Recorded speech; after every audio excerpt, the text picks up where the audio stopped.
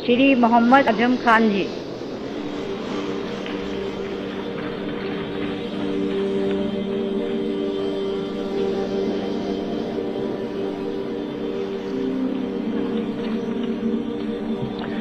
मैं मोहम्मद आजम खान, जिसे लोकसभा का रुकन मुंतखब किया गया है, इकरार सालेह करता हूं कि मैं भारत के आईन पर जो कानून के बमोजिब आया है एतकाद रखूंगा और उसका वफादार रहूंगा।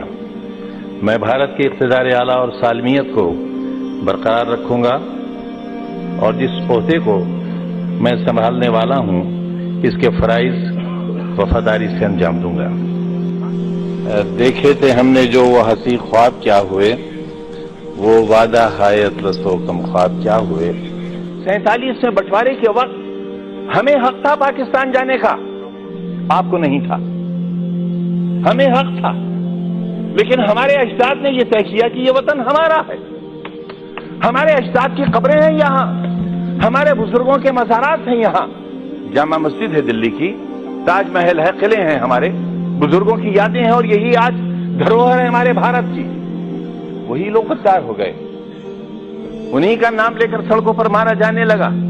हम अपनी मर्जी से रुके थे। 1942 में जब हिंदू और मुसलमान ने एक बर्तन में खाना खाया था, तब अंग्रेज को लगा था कि वो अब हिंदुस्तान में राज नहीं कर सकेगा और 1942 से ही उसने अपना बिस्तर बांधना शुरू कर दिया था और 1947 में हिंदुस्तान आजाद हो गया था। हम आज भी एक ही मोहल्ले में रहते हैं, एक घर में बैठते हैं, हमें किसी को एक दूसरे से डर नहीं लगता। लेकिन जब हम चुनी हुई संस्थाओं में आते हैं, जब वोट जैसी चीज हमारा मुकद्दर बनने वाली होती है, तब इंसानियत के सारे रिश्ते हमारे टूट जाते हैं। हमारे इससे देश बहुत कमजोर हो रहा है, इससे हम बहुत कुछ खो रहे हैं। ये लोकतंत्र का मंदिर है, ये संविधान का मंदिर है। जो चाहे कहे, अगर मैं कहूं तो आप रोक नहीं सकते और मैं न कहूं तो आप मुझसे जबरदस्ती नहीं कर सकते। और अगर आप जबरदस्ती कर सकते हैं तो कहिए, आप कहिए कि जबरदस्ती कहना होगा। अगर संविधान में कहीं किसी मजहबी किताब का कोई श्लोक, कोई आयत पढ़ने के लिए कहा गया हो, मैं सबसे पहला व्यक्ति होऊंगा जो इस हुक्म पर नतमस्तक करूंगा। मानो संविधान को। मैं भी यही कह रहा हूं, हमें संविधान को मानना चाहिए और जो लोग संविधान को नहीं मानेंगे वो देश के साथ अच्छा नहीं करेंगे, क्योंकि ये देश बहरहाल सबका है। पूरा जिस्म हाथों से बना हुआ नहीं है, पूरा जिस्म पैरों से बना हुआ नहीं है। शरीर का एक हिस्सा खत्म कर दिया जाए, इंसान इंसान नहीं रह जाएगा। हिंदुस्तान एक बेहतरीन इंसान है, इसे बेहतरीन इंसान बना रहने दिया जाना चाहिए, ये कहना चाहता हूं मैं। बहुत अच्छी तस्वीर थी दिल में और दिमाग में, लेकिन पहले दिन से जो देखा मैंने यहां, उससे बहुत मायूसी हुई है।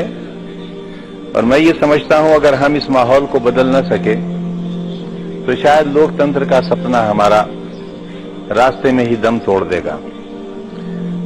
मंजिल पे न पहुंचे उसे रास्ता नहीं कहते और 2-4 कदम चलने को चलना नहीं कहते। इस मुल्क की दूसरी बड़ी आबादी के साथ जिस तरह का सुलूक और जिस तरह का रवैया है, वो यकीनन बहुत तकलीफदेह है। मेरे जैसा व्यक्ति जो एक यूनिवर्सिटी का फाउंडर है, एक ऐसा मेडिकल कॉलेज बनाया है, आप देखेंगे तो राष्ट्रपति भवन शायद अच्छा न लगे, जहां बच्चे पढ़ेंगे, जहां प्रधानमंत्री जी बैठे हैं उस जैसा हो। तकरीबन 500 एकड़ जमीन पर एशिया का लगभग सबसे खूबसूरत विश्वविद्यालय है और ये मैंने इस तरह बनाया है मान्यवर, हाथ और दामन फैलाकर।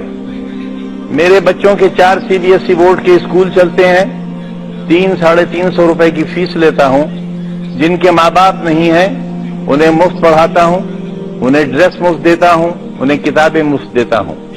माँ बाप में से एक नहीं है तो 50% कंसेशन है।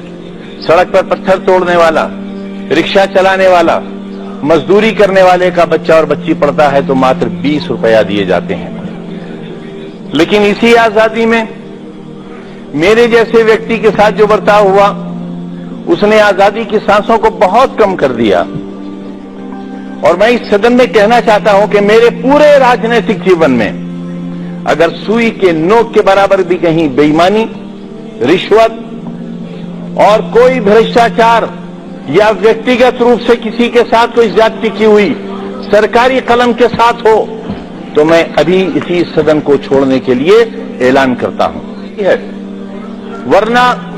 वरना इतना लंबा राजनीतिक सफर तय करने के बाद मैं देश की सबसे बड़ी अदालत में खड़ा हुआ नहीं होता। मैं एक छोटा सा व्यक्ति, भैंसे भी पालता हूं।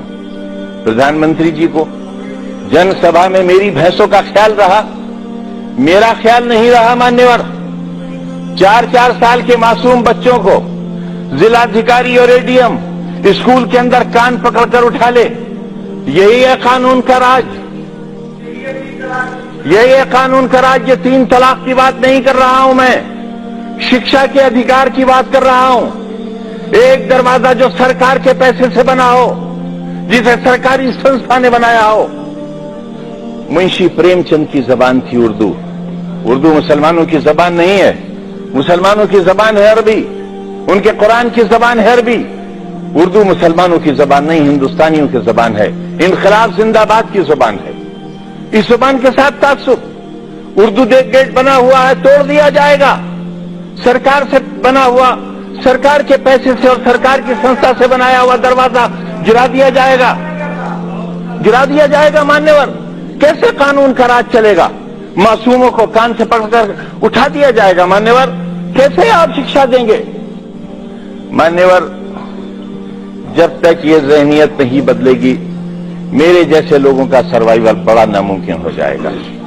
इस पर्व पर जो हुआ है मेरे यहां, 15 दिन तक बराबर एडमिनिस्ट्रेशन ने जो नंगा नाच किया है, मारा है लोगों को, बहुत एक वर्ग के लोगों को, रामपुर शहर के अंदर, स्वार के अंदर, टांडा के अंदर, दरियाल के अंदर। आप बिठाएं कमीशन, हमारा भी रोल देखें, जिला अधिकारी का रोल भी देखें। शौकिया मारा है लोगों को, दरवाजे तोड़कर घुसे हैं लोगों के अंदर। 77,000 रेड कार्ड दिए हैं पुलिस ने दरवाजे के अंदर घुसकर। 77,000 परिवारों से ये कहा कि वोट डालने के लिए नहीं निकलोगे। जहां 77,000 परिवार वोट डालने के लिए नहीं निकलेंगे, लोकतंत्र कहां बाकी रह जाएगा? कैसे? अगर ये झूठ है मान्यवर, ये भी नोट किया जाए, कमीशन का हिस्सा माना जाए इसे। अगर 77,000 परिवारों को रेड कार्ड देकर वोट डालने से वंचित न किया गया हो तो जो सजा ये सदन चाहे तय कर ले। मान्यवर, इसलिए मैं कह रहा हूं आपसे कि लोकतंत्र का बचना जरूरी है। और एक आवाज 3 तलाक के लिए आई थी मान्यवर। मान्यवर, कोई 1 तलाक मानता है माने, कोई 2 मानता है माने, कोई 3 मानता है माने, नहीं मानता है मत माने। मैं ये कहता हूं कि ये हमारा व्यक्तिगत मामला है। इस पर कुरान जो हुक्म देता है, जो कुरान फैसला करता है, जो कुरान राय देता है, उस राय से हटकर कोई बात कबूल नहीं की जाएगी। हरगिज़ नहीं। आपस के रिश्तों को नहीं संभालेंगे, देश खुशहाल नहीं रह सकता। आइए अपनी सभ्यता को, अपनी संस्कृति को वापस बनाएं और अपने रिश्तों को वापस लाएं और एक अच्छे हिंदुस्तान की परिकल्पना करें।